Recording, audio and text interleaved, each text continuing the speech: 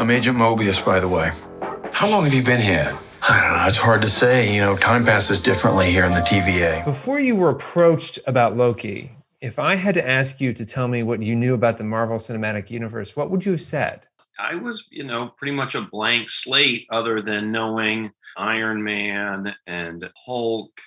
And my sense of it, I guess, was sort of a little bit like working, with Pixar, that they seem to really sort of exercise a lot of quality control. And like Pixar, everything that they seem to release seemed to really connect, not just with a big audience, but seemed to be pretty well received critically. So that's unusual.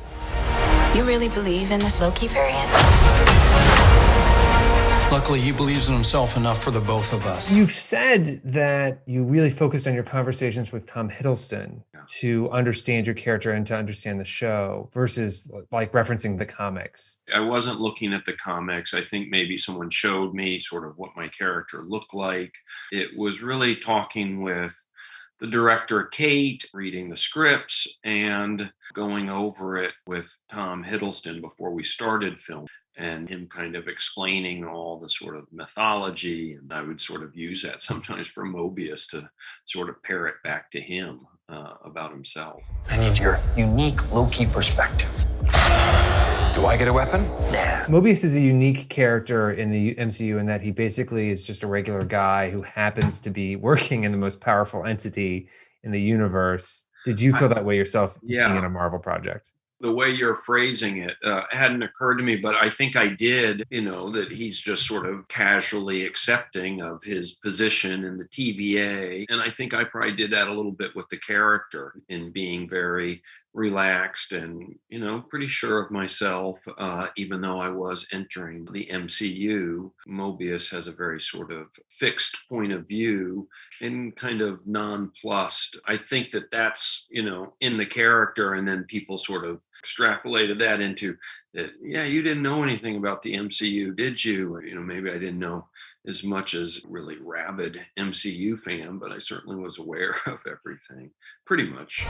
It is adorable that you think you could possibly manipulate me. I have to say that Mobius's gray hair really works for you. How did you develop his look, and what was the sort of mustache hair conversation like? I'm glad we're talking about this because I really liked the look for him. The gray hair and that whole sort of, kind of crew cut, that really was just sort of, just a couple weeks before filming that we sort of talked about that. I actually had done something for Documentary Now, and I had worn some wigs playing sort of a guru, but in one look they had for me as an FBI guy, they had me in sort of a kind of more kind of gray haired crew cut, and they didn't really use it in the thing, but I thought, well, that's kind of a good look. And so I had that in my mind. And when I suggested it, they were kind of open to it, and they sort of worked on it. And they were, I think, a little bit nervous just because it's, different and maybe not what they were expecting. But it's funny now, I think that they would all say that they couldn't imagine Mobius not looking like that because it really did become that character. Makes you sound super smart. I am smart. I know. Okay.